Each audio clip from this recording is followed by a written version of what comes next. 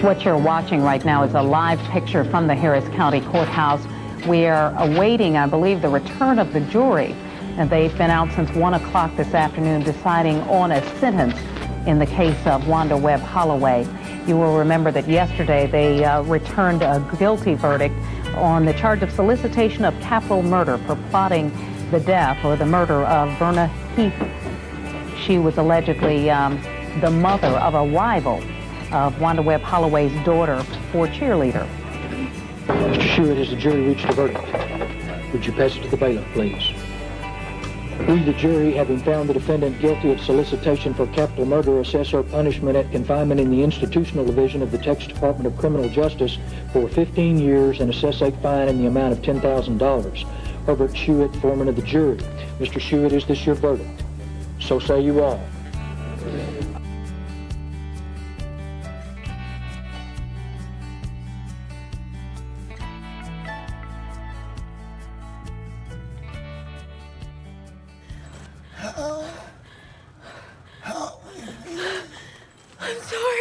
I'm sorry. It wasn't my fault. You should have watched where you were going. Can I tell you, I am not fond of cremations. I just don't like the idea of someone spending eternity in something the size of a motel ice bucket. 911, what is your emergency? A man in my house. No!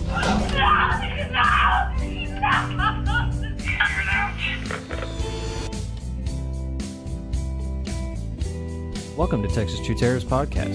Each episode, we compare a true crime from Texas to the based on a true story movie. I'm Maria, and I know the true story, but haven't seen the movie. I'm Craig, and I've seen the movie and know nothing about the real story.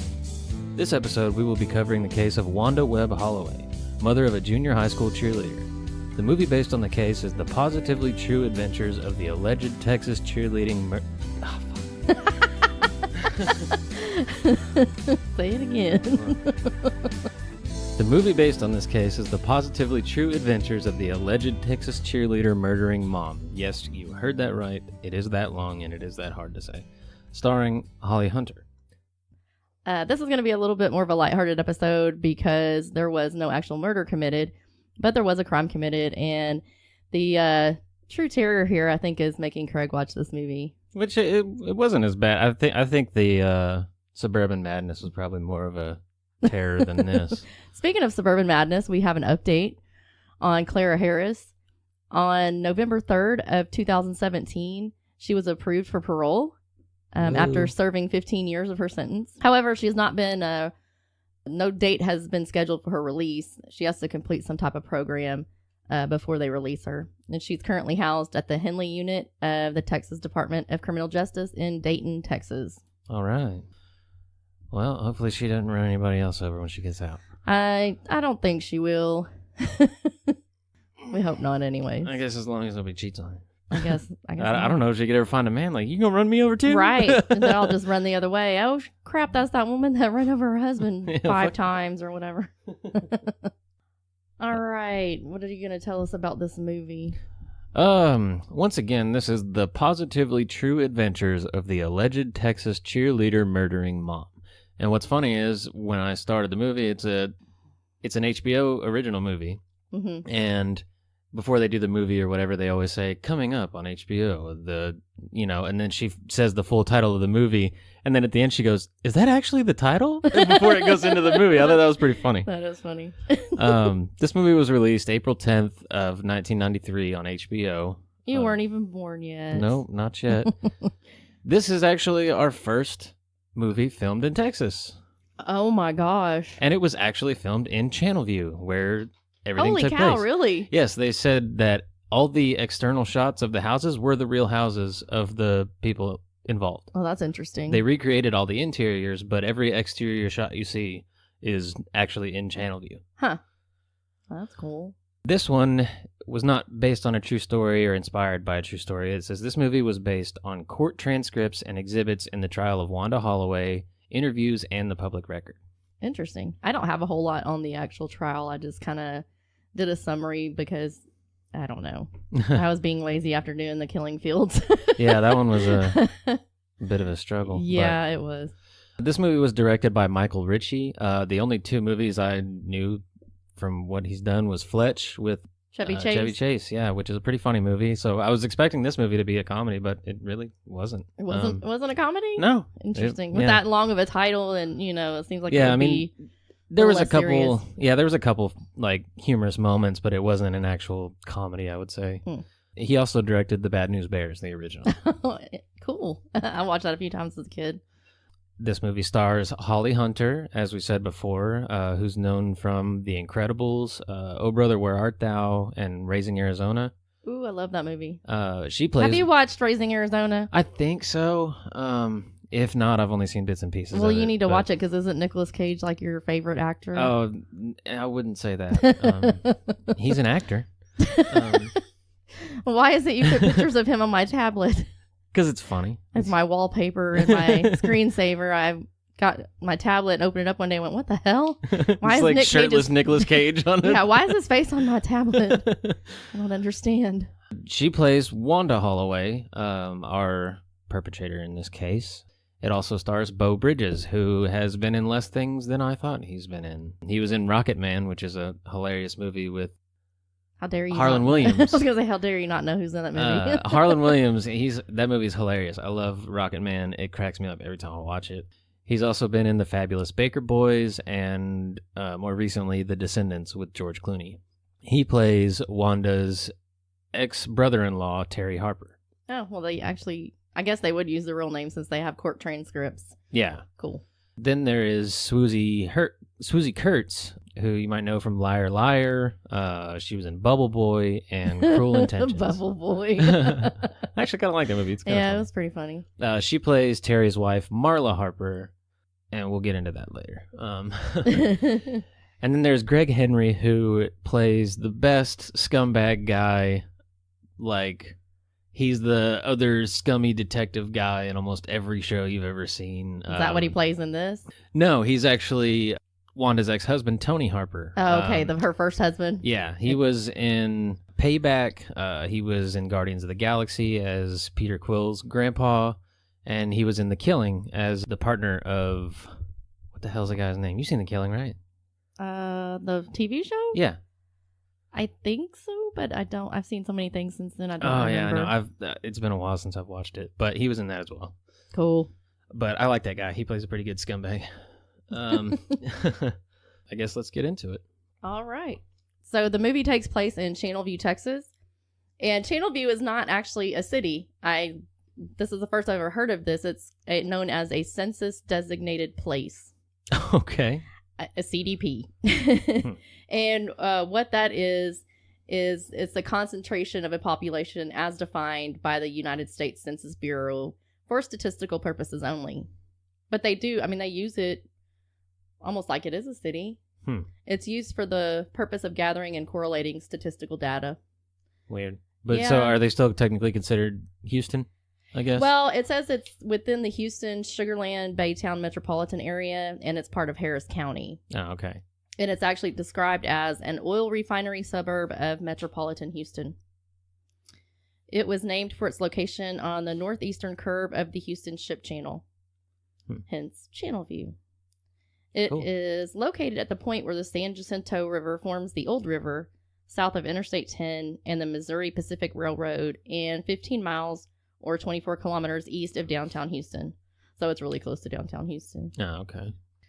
The city was populated by oil refinery workers and their families after oil discoveries were made in the area around 1916. Yeah, that comes into play in the movie. Yeah.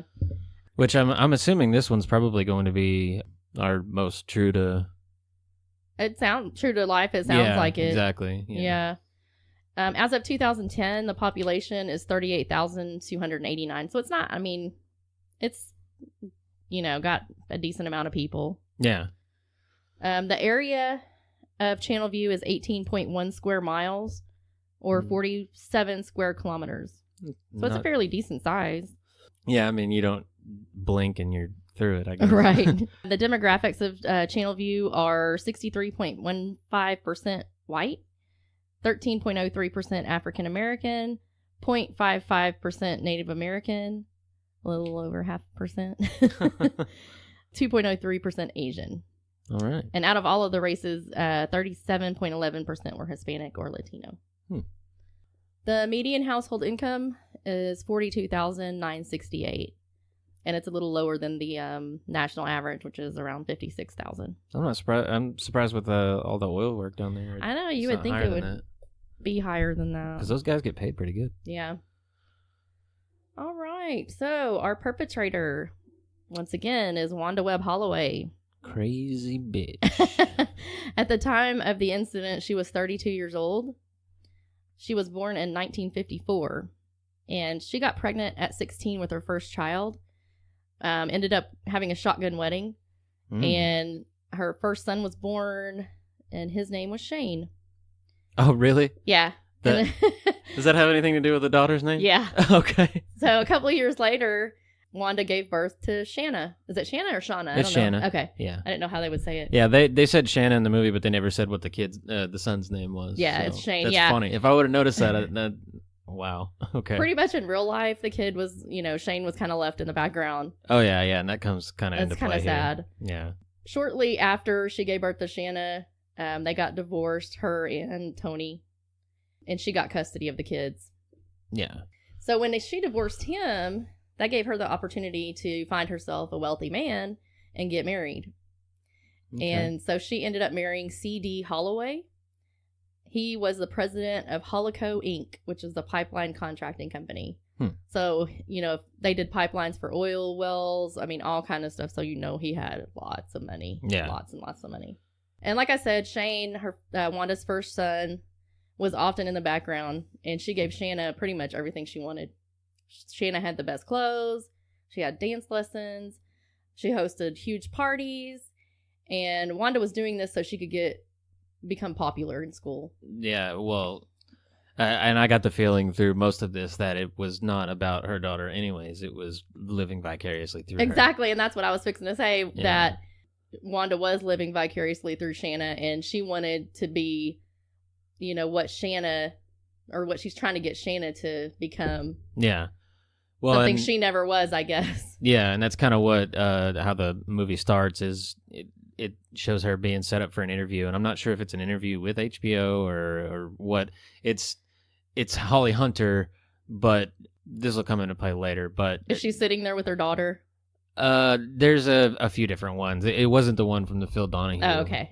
Show, although that comes into play later as well. Okay. But this she sits down for an interview, and the guy asks her, he said, were you ever a cheerleader? And she said, no, my father was a Southern Baptist, and so he wouldn't allow that. And so Right. from right away, it's like, okay, so she never got to be a cheerleader, so she wants, like I said, to live vicariously through her daughter who's a cheerleader. Yep. Or who wants to be one. So in order to get this popularity that she was seeking for her daughter, she spent hours volunteering at the school that Shanna attended in an attempt to win the favor of staff and students. As we all know, school football is huge in Texas, Mm-hmm. as well as most of the South.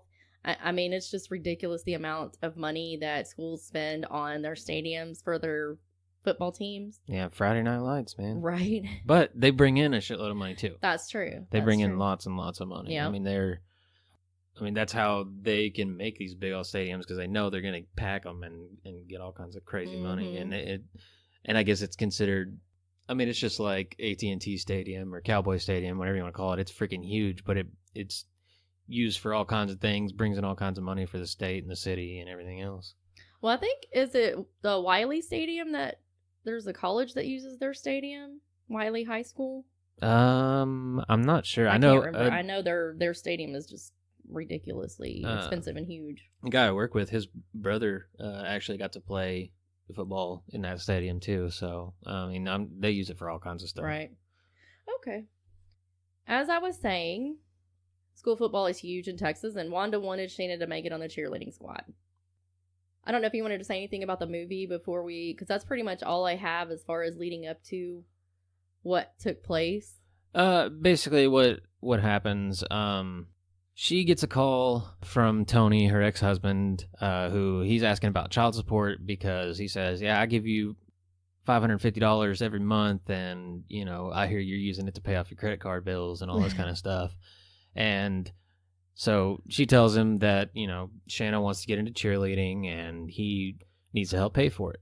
She basically kind of guilt trips him into it, and you know, she's very manipulative, and basically him asking her about where his money's going, even though she's spending it on credit cards, she guilt trips him into giving her more money to help pay for cheerleading. Yeah, some of the footage that I've seen of her, she seems like a very She's weird, egotistical person, and she's very odd looking too. Well, and if it's anything to go by, I don't know how well Holly Hunter did. I haven't seen any actual interviews with Wanda, but she seems crazy. Just odd, like fast talking. Yeah, she was out there. Yeah. All right, so we go back to the interviewer who's asking Wanda about her relationship with her ex-husband's brother, Terry, who's played by Beau Bridges, where she says she never had a relationship with him, but the interviewer says, but you did have a relationship with him during this incident, and she kind of dodges the question. What was he like? Because in the story, I got the sense that he was kind of a scumbag, because I understood he was like he was a drug addict, he was an alcoholic, and he needed money for those kind of things. Well, in the movie, he actually, I don't know how true to life this is, but it stated that yes, he was a drug addict, and he was kind of a, like you said, a scumbag, but he said he's actually wanted to get his life straight, and, you know, he wanted to be better and be welcomed kind of back into the family after being the black sheep for a while. Right. So how is he the black sheep if Tony was also a scumbag? This entire family is full of scumbags. That's all it is. So were they all the black sheep? Yeah, I guess so. Just a herd of them. Yeah. What was the guy on Saturday Night Live? That wasn't sheep. That was Goat Boy. Oh. I don't know. I haven't watched Saturday Night Live in years. Oh my God, that was a good one though. Goat Boy. Look it up. Well, it shows Terry after this working at an oil refinery where he's kind of explaining, like I said, to his coworker that he wants to get his life better. And then he says something strange, which I still don't understand, but he says, my wife is putting Drano on herself again. What? And that's kind of what the guy he told says. He goes, what? And he's like, yeah, my wife is putting Drano on herself again. Which, we'll get back to that in a little bit, but I just want to leave you with that. Okay, so that actually, there's something that it makes sense later on then? Because that's just really confusing. Not exactly, but it does come back around. I'll just leave y'all to ponder that for a little bit. Nice. Let's see. Then an alarm goes off at the plant, and I guess it was for training purposes, and they all failed because they went to the wrong area, and that was the area that was going to explode. Oh, nice. So, yeah, they said, yeah, you people would all be dead right now if this was real. Y'all are idiots. Oh, God. He's like, y'all want your wives coming over here picking through teeth? Oh. Go home and have your wives look at your teeth because they're going to be identifying them later when you get blown up. Yeah. Basically, Wanda's expectations for her daughter's cheerleading campaign don't go as expected. Yeah, I could never figure out exactly the way that they did that. I know that it was like some kind of voting system or something. I guess so. It was a combination of kind of skill and popularity, I guess, or like how much people wanted you to be a cheerleader. I'm not exactly sure, but basically she was told that, or beforehand, she buys a bunch of, I don't know if they're rulers or paint sticks or what they were, but she bought like a ton of them to hand out to all these kids at the school to kind of get her daughter's name out there. Oh, yeah. I think I remember they're like spirit sticks. I guess. I mean, did she like paint them and make them all fancy and stuff, or just? It didn't really get into it. I mean, it just went so far as to say that her daughter's name was on them and all this kind of stuff. But gotcha. After she had already purchased them all, she went to a cheerleader meeting with all the parents and everything, and the head of the cheerleading committee was Verna Heath. Heath? Yes. Okay. And so Verna tells him that you can only give out paper handouts. Oh, oops. And so because apparently they had gotten into a big thing the year before where people were giving out candy, and it was kind of swaying the vote and all this other kind of stuff, kind of bias, bribes. Yeah. And, so Wanda's pissed about this. She wants to use these things. She can't believe she spent all this money, and so it goes over that for quite a while. She's pissed about these not being able to use these sticks, and so I wanted to hand out these sticks with my daughter's name on it. Vote for Shanna. Yeah. Okay, so here is where we get back to the Drano thing. Okay. All right, so we're back at Terry's house. His wife, Marla, who's played by Swoozie Kurtz, is... Swoozie. Who names their kid Swoozie? Who names their kid Dweezil and Moon Unit? Frank Zappa. Yeah. but still, Anyway. she's doing the dishes, and as he goes to get a beer from the fridge, he sees a can of Drano on the counter. Again, what the hell does this have to do with anything? And so he grabs it and tries to take it from her and stashes it behind the couch. And after this, she turns and says, "Why are you so mean to me?"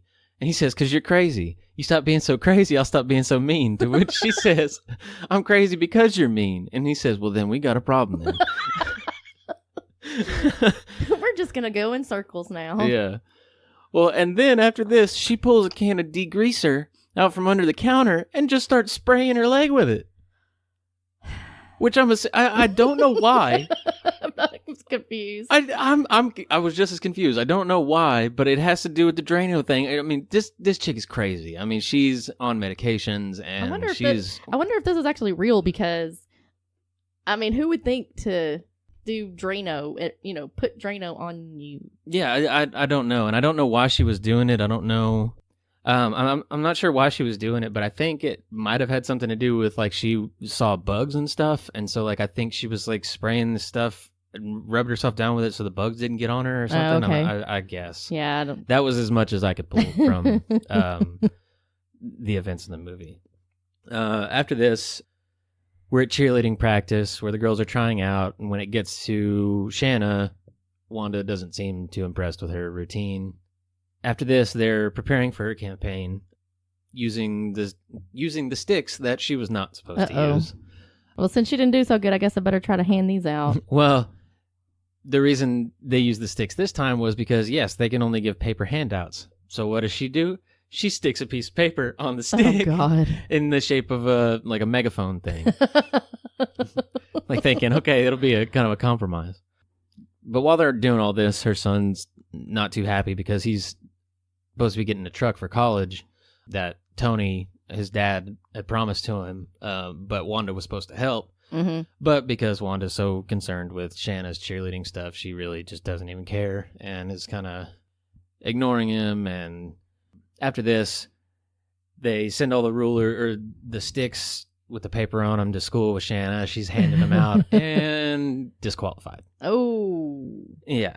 So I didn't hear about that part. I mean, I guess it must be true, but I just heard that she just didn't get voted in, and her best friend Amber, who is Verna's daughter, made the cheerleading squad, but Shanna didn't. That did happen, but yeah, she was disqualified because she was told not to hand out anything but paper, and she did, and so... See, it's Mama's fault. It is. After this, Shanna's getting made fun of at school, and eventually she tells Wanda over dinner that she doesn't want to be a cheerleader anymore because of the whole fiasco. Uh-oh. Which leads to Wanda guilt-tripping Shanna because, we spent all this money and this and this and that. And, you're not getting out of this. Yeah, I did this and I did that and I did this and you're gonna be what I tell you to be. Yeah. So later on, they're at their house watching TV. It's Wanda, her daughter, and Shane. And his friend, who is played by a young Giovanni Ribisi. Uh-oh. This movie actually has a lot of cameos from people who are not really big names yet. Didn't it win an Emmy or something? I'm not daytime sure. Or I don't even remember. I saw something, but... So they're all talking to each other about who they'd like to see dead, which is already kind of weird. But it eventually cuts to... Who was talking about? The whole family. Like all the Wanda, Shane, his friend, Shanna, all of them are talking about... Oh, hell. So she's like talking about it with the whole family? Yeah. The only person that's not there is her husband, I guess. Oh, okay. But that's already weird. But then Wanda starts talking about... She said, you know who I'd like to see dead? Verna Heath. And this is where it all starts. So what does Shanna think about that when she says that? She just thinks she's joking or something. Yeah, I get it's so weird Shanna's role in this, because she's like, even though she's been through the whole thing and knows exactly what's going on, she doesn't like ever get mad at her mom or hate her or anything like that. I guess, but she's also the spoiled one who gets whatever she wants. Right. So. Then after this, I guess because she's upset about her daughter being disqualified and everything, it shows her driving to a park where it starts playing this sad song, and she's doing the generic swinging on a swing thing. Oh, gosh. While the sad song is playing. And she looks out past the park and she sees the oil refinery where Terry works. This is where we cut to Terry and Marla kind of getting down and dirty. When all of a sudden, there's an explosion. An oil refinery has blown up, but it is not the one that he works at. It was kind of confusing. I thought it was like at first. somebody else's teeth went flying. Yeah, I guess so. Then it cuts to Wanda crying with her husband standing at the door watching the explosion, and Wanda's crying, trying to make it about herself, and, what if that had been us? And Oh, my this gosh. and that. This lady's so narcissistic. Finally, after this, Wanda pulls up Terry's house the next day, where she tells him to meet him. She tells him to meet her somewhere, and she asks him if he knows anyone who could kill Verna Heath for her, and he says he'll make some calls. It's now Christmas time, and everyone's having their parties, and Wanda's daughter is at her dad's house, where she asks to talk to Terry in private. She gives him a phone number and tells Terry that her mom said she could call that number to find someone who can help them out with their situation. So in here, they're saying that Shanna was kind of She was somewhat involved. like a middleman or something. Did she realize that what she was doing, or? I don't know. I think she kind of knew, but I just don't think she took it as serious. The situation as serious as it was. Yeah. After this, Terry's back at work, and he's talking to the coworker from earlier, who he told that his wife's putting Drano on herself. And he's telling him the whole situation, and the coworker asks, he goes, "Well, do you think Wanda's trying to set you up?" And he's like, "Well, hell yeah, because she's done it before. She accused me of trying to cheat with her when she was still married with Tony." So the coworker tells him he should go to the police, and so Terry does. He decides to call the police. Okay, I'm just going to stop you real quick. Does Wanda ever say in there why she wants to kill Verna?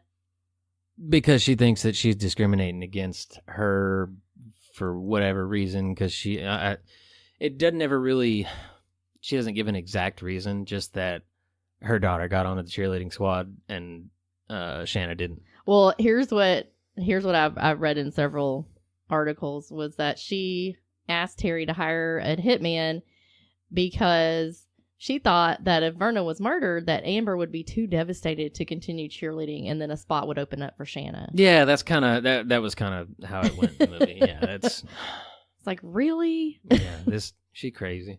So Terry calls the police. He explains the situation, to which that none of them believe him or even want to really deal with it. He calls one guy and he goes, "Well, seeing how it's New Year's Eve, we're not really trying to get into all this right now." And he goes, "So you're telling me because it's New Year's Eve that you're not interested in a potential murder?"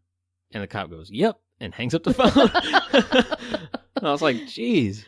That's the holidays, man. Our wonderful law enforcement. Can't you call back tomorrow or, when the holidays are over? Finally, he gets somebody who believes him, and he comes down to the police department, and they are helped by a police officer played by a young Andy Richter, Conan O'Brien's sidekick. Wow. Yeah. I had no idea he was around back then. I mean, I'm sure he's alive, but I didn't know he acted. He was young and fairly skinny. Huh. It was a surprise seeing him there. Interesting. Well, Andy tries to get them to call Wanda and get a recording of her plan, but she didn't answer the phone. So he passes it off to the organized crime unit, who finally gets a hold of Terry and coaches him on what to say during phone calls, how to set it up without it being entrapment, and don't put words in her mouth, this and that. Right. So eventually Terry and Wanda set up a meeting, and the police fit Terry with a wire. Wanda and Terry meet in a parking lot, discuss their plan. He does everything he can to get her to admit what she wants done. Right. But she's so weird that she really never outright says it. She agrees to everything basically that he's saying, but he can't ever get her specifically to say, "Yes, I want them dead," or it was really weird. But she kind of had not really suspicions, but I don't think she was doing it on purpose. She's just weird. Yeah. Okay. Yeah, she's just weird and just would never say, Nice. Yeah. But what's funny is After Terry plays the tape for the cops, once they're done, one of the detectives says, "This bitch is crazy." Well, no shit. Oh, yeah. Then later on, Terry and Wanda meet up again because they want to discuss payment with the quote-unquote hitman. Mm-hmm. And, he's trying to get her to agree to it. And he told her it was going to be $7,500 to kill both of them. And so she said, well, I don't really have that kind of money right now. So he asked the police. He said, all right, well, she said she doesn't have the money. So can she pay with jewelry or something like that? And the detectives say, yeah, that's fine. We just need her to get her to pay with something. Right. So when they meet up again, she's brought the jewelry to pay for the hit, quote unquote. But now she's saying that she doesn't know if she wants her dead. She just wants her gone. She's kind of wishy-washy about it. And, she was saying, oh, you could send her to Cuba. Colombia or Cuba, for 15 years. Yeah, I remember reading that. You can send her off to Cuba for 15 years. Yeah, and, sell her into slavery, anything. It doesn't matter. That lady is crazy. Yeah. Like, who thinks of that kind of stuff? She even asked at one point, she's like, so what would happen if something were to just accidentally happen to her legs or something? And Terry goes, well, because he's trying to get her to say she wants to kill him. He's like, well, I think that might have a better chance of coming back on you than if she was just gone or dead. And so that kind of amped up the situation. And, which, I mean, if it's anything to go by, I mean, yes, she did want something bad to happen to Verna. Grant, who knows if she actually wanted to kill her or not. Right. But Terry did kind of goad her on and kind of say, talked it up. Well, supposedly they had like 6 different conversations recorded between her and Terry. They only showed 3 in the movie that I saw. After this, the detectives show up at Wanda's house and place her under arrest. But because she's so crazy and weird, she makes that an ordeal because she starts calling people. She's asking what she should wear to jail. What? Yeah, she's just... She wasn't worried about going to jail. She was worried about what she she does was going to wear. She does all of this with a smile on her face. They tell you what to wear in jail, honey. It's so weird. So did they show what she paid, what she gave Terry, as far as the jewelry? Or did they get to that? I think it was like some earrings. Yeah, supposedly she gave him a pair of diamond earrings that were worth $2,500. Yeah. Oh, okay. Then I guess because he said that, we can do Verna and the daughter, and that'll be $7,500 because it's $5 for the daughter and $2,500 for the mom. The mom, yeah. So that makes sense. She eventually, just, I guess, came to the conclusion that just settled for the mom because she was cheaper. Mm-hmm, yeah. After this, shows the detectives talking to Verna and telling her everything that's happened and what Wanda's been planning, and then Wanda posts bail.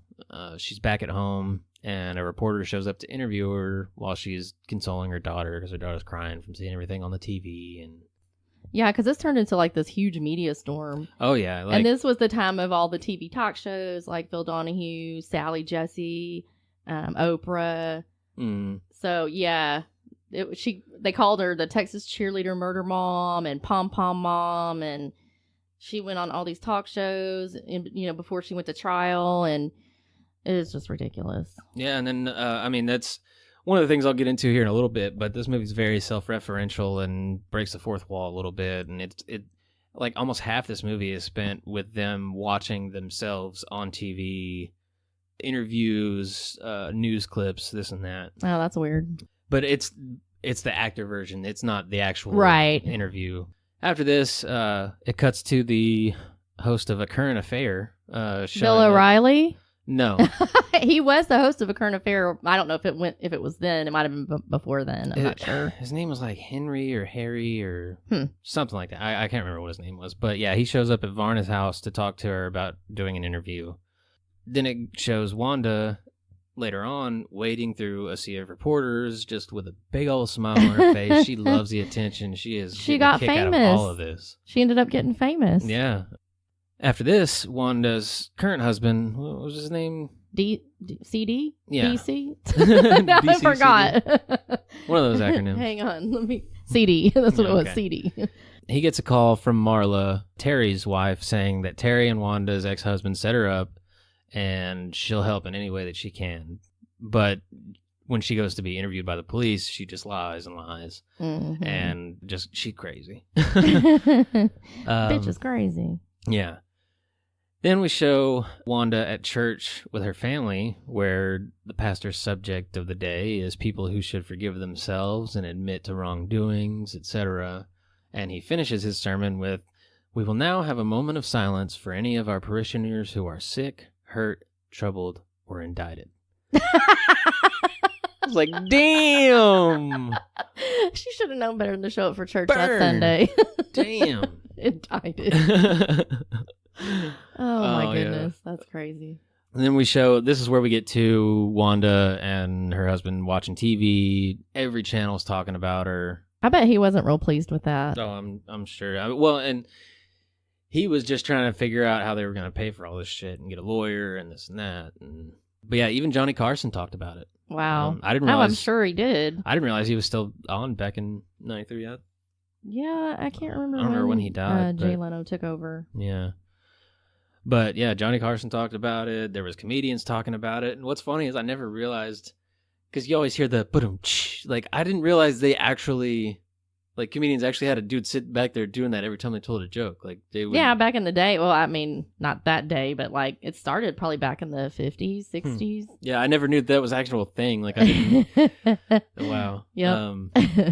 But yeah, this is where the movie starts breaking the fourth wall, because they start talking about the movie rights for the story and who it's being sold to. This is Tony, who he called his lawyer, or he called and asked for a lawyer. He said, "Look, I need a lawyer for my own protection. I need a lawyer for my kids' protection, and I need a lawyer to partially preserve the movie rights for me." Oh, good grief. Yeah. I'm telling you, family of scumbags.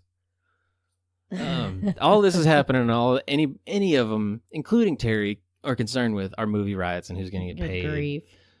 But yeah, they mentioned that one of them is HBO, and it even shows Verna, who's being interviewed with a writer or a movie writer, and Verna asks, well, who's going to play Wanda? And the writer says, well, usually we write the movie with a character or with an actress already in mind. Mm-hmm. And she said, well, we were thinking about Holly Hunter. And That's crazy. Verna says, no, she's not right. I think it should be Susan Lucci, who was apparently on All My Children. I had to look this up. And Holly Hunter actually looks kind of like Wanda. Mm. Susan Lucci doesn't look anything like. Susan Lucci was, I don't know. She was on what All My Children. She was on that for a long time. Yeah. A long time. But yeah, I had to look this up. I'd never heard of that lady because, yeah, I figured it'd be relevant. But like I said, there's a lot of talk about movie rights, who sold their rights to who, what channel, ABC, NBC, CBS. It was pretty funny. Like this whole family is just a bunch of scumbags. They're Yeah. Ugh. Well, I mean, they did this movie, and then the other one, which we did the poll on the Facebook. On the Facebook. On the Facebook. The discussion page. Willing to Kill is the name of the other movie. And it's Willing to Kill, the Texas cheerleader story. And it starred Leslie Ann Warren. And it came out in November of 1992. Damn, So they got it first. Yeah. And man, they were quick to get the movies out because this happened in '90. It's so weird that, I mean, that was something that made the headlines back then, and enough to be on talk shows and make two movies about it. Yeah, and they even said, or Holly Hunter in the movie, as Wanda actually said, I tried to, because there was a Son of Sam law, basically saying you can't profit off your own crimes, Right. or whatever. But apparently that law was overturned, and so she tried to sell her rights to NBC, CBS, and they were all like, no, we don't want to buy it. That's too tame. Nothing even happened. There wasn't even a murder. But you don't know the whole story. We're finally at the trial now in the movie. So do you got anything you wanted to say about the trial? The only thing I really have is the trial started on August 23rd of 1991, and they played the tapes for the court where she discussed having Verna taken out. And they played the part where she said, I don't care if you send her to Cuba or for 15 years or whatever. Yeah. So. Well, basically, at first, before the trial gets started, that everybody's sitting in the witness room.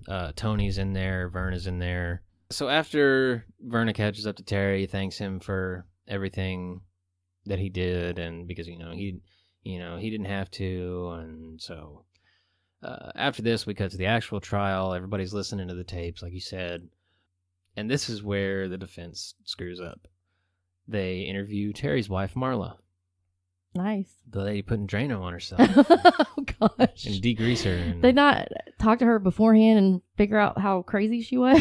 I guess not, because Wanda's lawyer interviews her, asks her about Terry beating her and threatening her, and she's telling him all these different things and stories, and it pans around the courtroom, and just everybody is got the look on their face like, this bitch is crazy.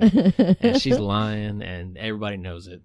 The state asked her or the prosecutor asked her about the Drano. No, but they did ask her, if she was ever diagnosed with any mental disabilities and if she was on any medications and this and that, and she admits to all of it and basically just destroys their whole defense, because their whole defense was that she was supposed to testify that Terry and Tony tried to set her up. So when that fell through, yeah, she screwed that up for everybody pretty much. Yikes. So after Wanda's lawyer talks to the jury, presents his defense, and still trying to stick with the setup story, the jury still comes back with a guilty verdict. However, it came up afterwards that one of the jurors was a convicted felon. Right. Yeah. So as far as the jury decision, it showed that they deliberated less than 3 hours. It was maybe a little over 2.5. And on September 3rd of 1991, she was found guilty. Yep. And she was actually, at that time, for the sentencing, she was sentenced to 15 years in prison and a fine of $10,000. And from what I was reading, the jurors, the reason they settled on this 15-year sentence was because she talked about sending Verna to Cuba for 15 years. And they're like, oh, well, we'll just throw that, 15 years. Well, see, in the movie, they said 15 years was the max they could give her for conspiracy to commit murder. Yeah. Or conspiracy to solicit murder, sorry. Yeah, and here's the thing, too, is that the jurors were also unaware that Texas law allows a felon sentenced to a term of 15 years or less to post an appeal bond so that she got a conditional release, so she didn't go to jail immediately, like most people do. And she was able to post a $75,000 bond, and so she was free until her appeal. But yeah, so since one of the jurors was a convicted felon, it was declared a mistrial. Yep. The verdict was voided, and she was granted a new trial. So the movie ends with Wanda being interviewed on the Phil Donahue show, which it shows a little clip of, and then it kind of pans out, and Wanda and her daughter are watching the interview on the couch. The real ones are just from the Holly Hunter okay. and her daughter, yeah. Okay. But the daughter asked her, she says, when they make the movie, can I play myself? And Wanda says, well, that's what I'm planning on. Oh, God. With a big smile on her face. I mean, oh, this lady. And then after this, it cuts to Varna and her daughter. They're at the stadium, and Varna's coaching her daughter on cheerleading, and then it just kind of fades out. Okay. Well, since it took place prior to her next trial, her second trial, on September 9th of 1996, a month prior to her second trial, she went ahead and accepted a plea deal. And she pled no contest and was sentenced to 10 years in prison. And she only spent 6 months in prison. Damn it. And then was placed on probation and ordered to serve 1,000 hours of community service. Dang. While she was in prison for that 6 months, her husband, CD, quietly divorced her. Ooh. She was like, oh, I've had enough of you. Yeah. Yeah, he probably didn't want all that fame. And Oh, yeah, I'm sure. So Wanda settled a civil suit filed by Verna and her family. They talked about in the movie that everybody was suing everybody Really? At the end of this. Yeah, this is the only thing that I saw, that Wanda had to pay a total of $150,000 to the Heath family. $70,000 went to Verna and her husband. $30,000 went to Verna's children. And then Wanda had to pay $50,000 in legal expenses. So, yeah. Well, see, in the movie, it says Wanda sued shows like people like Maury Povich, Phil Donahue. Oh, my gosh. All these different TV shows. For and libel, stuff. slander, Yeah, that kind of thing. Defamation of character, basically. Yeah, that's basically what that is. Yeah. And Gosh. So she tried to sue them. Like, you can't sue people if it's true. Yeah. Varna was suing Wanda for, emotional grief and all this kind of stuff. And then a neighbor tried to sue Time Magazine. Oh, my gosh. Life Magazine. For what? A couple of the shows because they were disrupting their daily lives Oh, by my being all over gosh. the place and this and that. So, They're out in public. They're allowed to be. yeah. It's just how it is. Yeah, everybody was suing Trying everybody. to make money. Everybody's trying to make money. Mm-hmm. So after getting out of prison, Wanda kind of disappeared from public life. Supposedly, she's living in Dallas. Her ex-husband, C.D., died in 2006, and he had remarried prior to his death. I'm not sure how long or whatever. I didn't find a whole lot of information. I just found his obituary. Yeah. And as far as Shanna is concerned, she is actually almost 40 years old today. She has 2 boys. She's a teacher. And in an interview in 2012, she said that she would never force her sons to do things that her mother pushed her to do. And she didn't, for the longest time, really have much of a relationship with Wanda at all. The only reason they do now is because of her kids. Yeah. And that's pretty much the only thing they talk about. Oh, okay. So, not the greatest relationship. Yeah, kind of strained a little bit. Right. Yeah. Okay, is that pretty much it for the movie? Yeah, that was it. All right, well, that's it for the case. All right. On the case. Except for this one wasn't.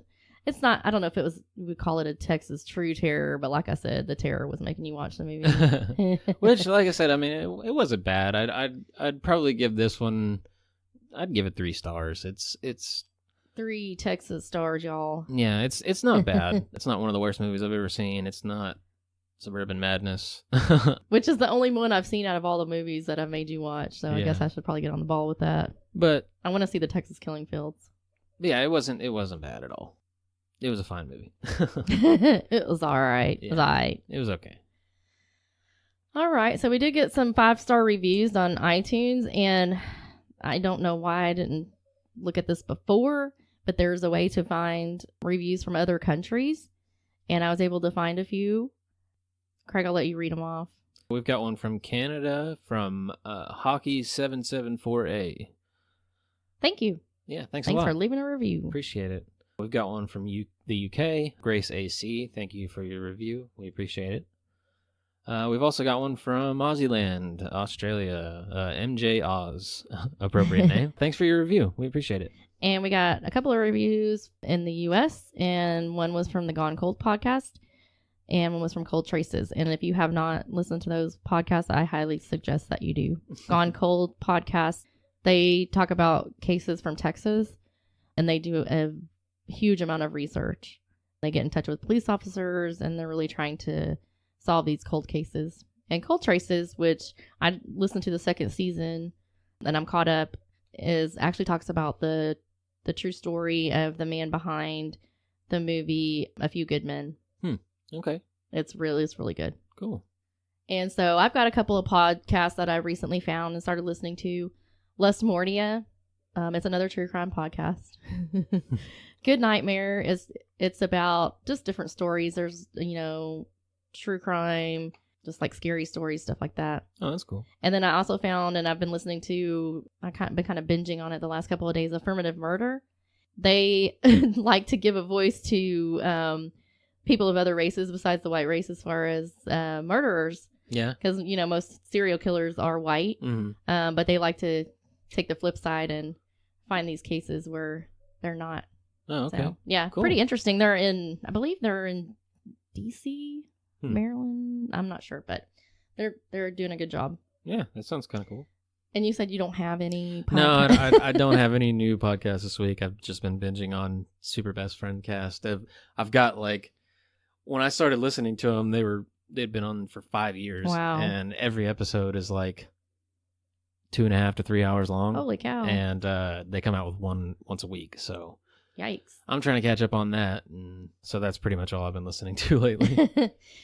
We do have a promo this week from This Week in True Crime History. What's up, Joel? Mr. Diggles approves. So we're going to play that for you here right now. Hi, I'm Joel Micah Harris, the host of This Week in True Crime History.